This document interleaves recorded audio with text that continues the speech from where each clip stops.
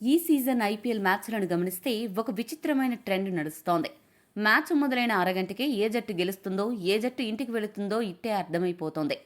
కొన్ని జట్లు భీకర ఫామ్లో ఉంటే, మరికొన్ని జట్లు మాత్రం అత్యంత దారుణమైన ఫామ్లో కొట్టుమిట్టాడుతున్నాయి. ఈ రోజు మ్యాచ్లో కూడా అదే జరిగింది. భీకర ఫామ్లో ఉన్న ఆర్సీబీ దెబ్బకు దరిద్రమైన ఫామ్లో లక్నో ఓడిపోతుంది అని మ్యాచ్ ఆరంభంలోనే అర్థమైంది. అందుకు తగ్గట్లే లక్నో పూర్తిగా చేతులెత్తేసి 29 బంతులు మిగిలి ఉండగానే 5 వికెట్ల తేడాతో ఓడిపోయింది. చిన్నస్వామి స్టేడియం అంటేనే పరుగుల ప్రవాహం.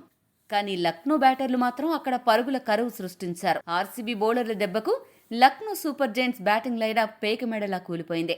చిన్నస్వామి స్టేడియంలో ఆర్సీబీ అక్షరాల పెదరాయుడు తరహాలో చెలరేగిపోతే, లక్నో మాత్రం అన్ని విభాగాల్లోనూ అట్టర్ ఫ్లాప్ అయ్యి చిన్నబోయింది. గెలవాలనే కసి, పోరాడాలి అనే మినిమం సెన్స్ లేకుండా లక్నో బ్యాటర్లు గ్రౌండ్లో నిద్రపోతే, సింహాల్లా కలబడిన ఆర్సీబీ బ్యాటర్లు లక్నో బౌలర్లకు చుక్కలు చూపించారు. పవర్ ప్లే అంటేనే పిచ్చకొట్టుడు కొట్టాలి, కానీ లక్నో వాళ్లు దాన్ని టెస్ట్ మ్యాచ్లా మార్చేశారు. లక్నో బ్యాటర్ల పూర్తి చేతగానితనం, రిషబ్ పంత్ గుడ్డి ఊపుడు, నికోలస్ పూరన్ అసమర్థత ఇలా చెప్పుకుంటూ పోతే లక్నో జట్టులో బొక్కలు కుప్పలు తెప్పలుగా బయటపడతాయి. లక్నో బ్యాటర్ల లోపాలను పసిగట్టి అద్భుతమైన అనాలిసిస్తో బరిలోకి దిగిన బెంగళూరు బౌలర్లు వాళ్ళకెక్కడా కోలుకునే అవకాశం ఇవ్వకుండా మట్టి కరిపించారు. అదే సమయంలో ఆర్సీబీ బ్యాటర్లు మాత్రం ఒకరు పోతే ఒకరు అన్నట్లు వేటాడి సింహాల్లా విరుచుకుపడి లక్ష్యాన్ని ఉఫ్ఫని ఊదిపారేశారు. ఈ మ్యాచ్లో అసలైన హీరోలు ఆర్సీబీ బౌలర్లు. ముఖ్యంగా ఫాస్ట్ బౌలర్లు భువి, రసిక్, హాజల్వుడ్ లక్నోను గడగడలాడించారు. లక్నో బ్యాటర్ల చెత్త బ్యాటింగ్ కారణంగా 147 పరుగుల స్వల్ప లక్ష్యాన్ని ఛేదించడానికి బరిలోకి దిగిన బెంగళూరుకు ఆరంభంలోనే చిన్న షాక్ తగిలింది. ఓపెనర్ ఫిల్ సాల్ట్ కేవలం 7 పరుగులకే ప్రిన్స్ యాదవ్ బౌలింగ్లో క్లీన్ బౌల్డ్ అయ్యాడు. మొదటి 2 ఓవర్లు మహ్మద్ షమి, ప్రిన్స్ యాదవ్ కాస్త కట్టుదిట్టంగా బౌలింగ్ చేసినా, 3వ ఓవర్లో అసలు సిసలు సినిమా మొదలైంది. కింగ్ విరాట్ కోహ్లీ షమి బౌలింగ్లో హ్యాట్రిక్ 4లు బాది లక్నో గుండెల్లో రైలు పరిగెత్తించాడు. అక్కడితో ఆగకుండా ప్రిన్స్ యాదవ్ వేసిన 4వ ఓవర్లో ఏకంగా 4 బౌండరీలు బాది పవర్ ప్లేకి అసలైన ఊపు తీసుకొచ్చాడు. తన ఐపీఎల్ కెరీర్లోనే మునిపెన్నడూ లేని విధంగా కోహ్లీ తన తొలి 15 బంతుల్లోనే ఏకంగా 35 పరుగులు రాబట్టాడంటే అతడి విధ్వంసం ఏ రేంజ్లో ఉందో అర్థం చేసుకోవచ్చు. కోహ్లీ పుణ్యమాని పవర్ ప్లే ముగిసేసరికి బెంగళూరు 1 వికెట్ నష్టానికి 60 పరుగులతో పటిష్ట స్థితిలో నిలిచింది. ఒకవైపు కోహ్లీ టీ20 ఆడుతుంటే, మరో ఎండ్లో ఉన్న దేవదత్ పడిక్కల్ మాత్రం వన్డే టెస్ట్ క్రికెట్ను తలపిస్తూ చాలా నెమ్మదిగా ఆడి 8వ ఓవర్లో 10 పరుగులకే వెనుదిరిగాడు. పవర్ ప్లే తర్వాత కోహ్లీ కాస్త నెమ్మదించి 34 బంతుల్లో 49 పరుగుల వద్ద త్రుటిలో అర్ధశతకం చేజార్చుకుని అవుటయ్యాడు. కోహ్లీ వెనుదిరిగాక క్రీజులోకొచ్చిన జితేష్ శర్మ, రజత్ పాటీదార్లు లక్నో బౌలర్లతో ఫుట్బాల్ ఆడుకున్నారు.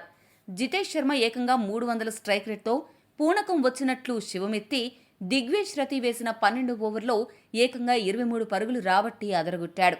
అటు పాటీదార్ కూడా 200కు పైగా స్ట్రైక్ రేట్తో విరుచుకుపడ్డంతో ఆర్సీబీ స్కోరు రాకెట్ వేగంతో దూసుకెళ్లింది. 13వ ఓవర్లో ప్రిన్స్ యాదవ్ వీళ్ళిద్దరిని ఒకే ఓవర్లో అవుట్ చేసి డబుల్ షాక్ ఇచ్చినా, అప్పటికే జరగాల్సిన నష్టం జరిగిపోయి బెంగళూరు గెలుపు ఖాయమైపోయింది. చివర్లో టిమ్ డేవిడ్, రొమారియో షెఫర్డ్ ఇద్దరు ఎంచక్కా ఆడుతూ పాడుతూ చెరొక 14 పరుగులతో లాంఛనాన్ని పూర్తి చేసి బెంగళూరును విజయ తీరాలకు చేర్చారు. ఈ విక్టరీతో ఆర్సీబీ మరో 29 బంతులు మిగిలి ఉండగానే 5 వికెట్ల తేడాతో అద్భుత విజయాన్ని సొంతం చేసుకుంది. 140కి పైగా లక్ష్యాన్ని ఛేదించే క్రమంలో బెంగళూరుకు బంతుల పరంగా ఇది 2వ అతిపెద్ద విజయం. ఈ దెబ్బతో 8 పాయింట్లు సాధించిన బెంగళూరు సూపర్ నెట్ రన్ రేట్తో రాజస్థాన్ను కిందకు నెట్టి పాయింట్ల పట్టికలో సింహాసనాన్ని అధిష్ఠించి మిగతా జట్లకు ప్రమాద ఘంటికలు మోగించింది. అయితే ఈ మ్యాచ్లో ఆర్సీబీ బౌలర్లు ఎలాంటి విధ్వంసం సృష్టించారో ఇప్పుడు చూద్దాం. ఈ మ్యాచ్ కోసం బెంగళూరు జట్టు జాకబ్ డూఫీని పక్కన పెట్టి ఖచ్చితత్వానికి మారుపేరైన జోష్ హాజల్వుడ్ను తుది జట్టులోకి తీసుకుంటే, లక్నో మాత్రం జట్టులో ఎటువంటి మార్పులు లేకుండా అదే పాత పంథాతో బరిలోకి దిగింది. టాస్ గెలిచిన బెంగళూరు జట్టు బౌలింగ్ ఎంచుకుంది.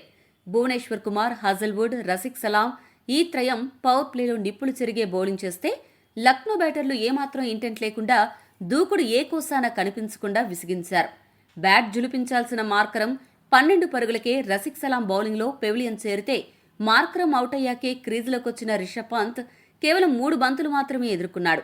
హాజల్వుడ్ విసిరిన బంతి పంత్ మోచేతికి బలంగా తగలడంతో విపరీతమైన నొప్పితో అతను కన్నీరు పెట్టుకుంటూ మైదానాన్ని వీడాడు. ఇక విచిత్రంగా నికోలస్ పూరన్ పవర్ ప్లేలో 6 బంతులు ఆడి కేవలం ఒక్క పరుగు మాత్రమే చేసి నేను కూడా టెస్ట్ ఆడగలను అనిపించుకున్నాడు. దీన్ని బట్టే పవర్ ప్లేలో లక్నో బ్యాటింగ్ ఎంత చండాలంగా సాగిందో అర్థం చేసుకోవచ్చు. పవర్ ప్లే ముగిసేసరికి బెంగళూరు కట్టుదిట్టమైన బౌలింగ్ దెబ్బకు లక్నో 1 వికెట్ నష్టానికి కేవలం 35 పరుగులు మాత్రమే చేసింది. పవర్ ప్లే ముగిసిన వెంటనే అదే ఒక్క పరుగు వద్ద హజల్వుడ్ బౌలింగ్లో పూరన్ క్లీన్ బౌల్డ్ అయ్యాడు. తన మొదటి స్పెల్లో హజల్వుడ్ ఏకంగా 3 ఓవర్లు వేసి కేవలం 10 పరుగులు మాత్రమే ఇచ్చి లక్నో నడ్డి విరిచాడు. పవర్ ప్లే పోయింది. కనీసం మధ్య ఓవర్లలో అయినా లక్నో బ్యాటర్లు మంట పెడతారనుకుంటే అక్కడ కూడా నీళ్లు చల్లేశారు. ఆరంభం నుండి క్రీజులో ఉన్న మిచెల్ మార్ష్ కాస్త దూకుడుగా ఆడే ప్రయత్నం చేశాడు. కానీ 32 బంతుల్లో 40 పరుగులు చేసిన మార్ష్ను 10వ ఓవర్లో కృణాల్ పాండ్యా క్లీన్ బౌల్డ్ చేశాడు. ఇక అబ్దుల్ సమద్ మరోసారి పేలవ ప్రదర్శన చేస్తూ కృణాల్ బౌలింగ్లో 0 పరుగులకే డకౌట్ అయ్యాడు. ఇక్కడ ఒక అద్భుతమైన రికార్డు నమోదైంది. ఈ వికెట్తో కృణాల్ పాండ్యా ఐపీఎల్లో తన 100 వికెట్ల మైలురాయిని చేరుకున్నాడు. సునీల్ నరేన్, అశ్విన్, జడేజా, హర్భజన్, అక్షర్ పటేల్ లాంటి దిగ్గజ ఫింగర్ స్పిన్నర్ల సరసన 100 వికెట్లతో మన పాండ్యా కూడా సగర్వంగా చేరిపోయాడు. అంతేకాదు ఐపీఎల్ చరిత్రలో 1500కు పైగా పరుగులు, 100కు పైగా వికెట్లు, 50కి పైగా క్యాచ్లు పట్టిన ఎలైట్ ఆల్రౌండర్ల క్లబ్లో రవీంద్ర జడేజా, అక్షర్ పటేల్, వేన్ బ్రావోల పక్కన దర్జాగా కూర్చి వేసుకున్నాడు. కృణాల్ పాండ్యా, సుయాష్ శర్మ, రసిక్ సలాం మధ్య ఓవర్లలో పరుగుల రాకను పూర్తిగా కట్టడి చేశారు. మధ్య ఓవర్లలో ఆయుష్ బదోని, ముకుల్ చౌదరి ఇన్నింగ్స్ ని చక్కదిద్దే ప్రయత్నం చేశారు. అప్పుడప్పుడు బౌండరీలు బాదుతూ 100కు పైగా స్ట్రైక్ రేట్తో ఆడిన ముకుల్ బదోనితో కలిసి 27 బంతుల్లో 35 పరుగుల భాగస్వామ్యం నెలకొల్పాడు. వీళ్ళిద్దరూ డెత్ ఓవర్లలో రెచ్చిపోతారేమో అని లెక్కలు వేసుకుంటున్న సమయంలో 16వ ఓవర్ 5వ బంతికి 38 పరుగుల వద్ద ఉన్న బదోనిని రసిక్ సలాం అవుట్ చేశాడు. 7 నుండి 16 ఓవర్ల మధ్య లక్నో బ్యాటర్లకు భారీ హిట్టింగ్ చేసే అవకాశం ఇవ్వకుండా 10 ఓవర్లకు గాను కేవలం 83 పరుగులు మాత్రమే ఇచ్చారంటే ఆర్సీబీ బౌలింగ్ ఎంత అద్భుతంగా ఉందో లెక్కేసుకోవచ్చు. 16 ఓవర్లు ముగిసే సమయానికి 118 పరుగులతో 5 వికెట్లు కోల్పోయి లక్నో పీకల్లోతు కష్టాల్లో పడింది. బదోని అవుట్ అయ్యాక డెత్ ఓవర్లలో గాయపడి మళ్లీ తిరిగొచ్చిన పంత్ ఏమైనా అద్భుతం చేస్తాడేమో అని ఆశపడ్డ వాళ్ళకి 17వ ఓవర్లో భువీ గట్టి షాక్ ఇచ్చాడు. తిరిగి వచ్చిన పంత్ కేవలం ఒక్క పరుక్కే భువీకి దొరికిపోయి పెవిలియన్ చేరాడు. డెత్ ఓవర్లో స్కోరు పెంచే బాధ్యత ముకుల్ చౌదరి పైన పడినా విచిత్రంగా అతను స్ట్రైక్ తీసుకోకుండా టెయిలెండర్లకు స్ట్రైక్ ఇవ్వడం లక్నో చేసిన పెద్ద తప్పు. ఇదే అదునుగా భువనేశ్వర్ కుమార్ 19వ ఓవర్లో తన స్వింగ్ మాయాజాలంతో జార్జ్ లిండేను, మహ్మద్ షమీని వరుస బంతుల్లో పెవిలియన్ చేర్చాడు. ముకుల్ ఎక్కువ స్ట్రైక్ తీసుకుని ఉంటే కథ వేరేలా ఉండేదేమో అనిపించింది. ఇక 20వ ఓవర్ మొదటి బంతికి ముకుల్ 6 కొట్టి ఆశలు రేపినా మరుసటి బంతికి రసిక్ సలాం అతన్ని 39 పరుగుల వద్ద క్లీన్ బౌల్డ్ చేశాడు. దీంతో లక్నో 150 పరుగుల మార్కు కూడా అందుకోలేక 20 ఓవర్లలో 146 పరుగులకే చాపు చుట్టేసింది. చివరి 4 ఓవర్లలో లక్నో బ్యాటర్లు సగటున 7 చొప్పున కేవలం 28 పరుగులే చేశారంటే డెత్ ఓవర్లలో బెంగళూరు బౌలర్లు ఎంత ప్రణాళికాబద్ధంగా బౌలింగ్ చేశారో స్పష్టమవుతోంది. ఈ మ్యాచ్లో బెంగళూరు బౌలర్ల వ్యూహాలు, వాళ్ళ ఎగ్జిక్యూషన్ నెక్స్ట్ లెవెల్ అని చెప్పాలి.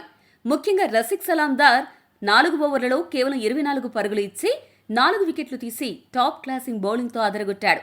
తన ఐపీఎల్ కెరీర్లోనే బెస్ట్ ఫిగర్స్ నమోదు చేశాడు. అంతేకాదు లక్నోపై ఆర్సీబీ తరపున అత్యుత్తమ బౌలింగ్ గణాంకాలు నమోదు చేసిన బౌలర్గా రసిక్ చరిత్ర సృష్టించాడు. భువనేశ్వర్ కుమార్ కూడా తన 4 ఓవర్లలో 27 పరుగులు ఇచ్చి 3 వికెట్లు పడగొట్టి లక్నోపై ఆర్సీబీ తరపున బెస్ట్ బౌలింగ్ ప్రదర్శనల లిస్టులో చేరిపోయాడు. కృణాల్ పాండ్యా 2 వికెట్లు తీయగా జోష్ హజల్వుడ్ 1 వికెట్ మాత్రమే తీసిన 4 ఓవర్లలో 20 పరుగులు మాత్రమే ఇచ్చి తన ఖచ్చితత్వాన్ని మరోసారి నిరూపించుకున్నాడు.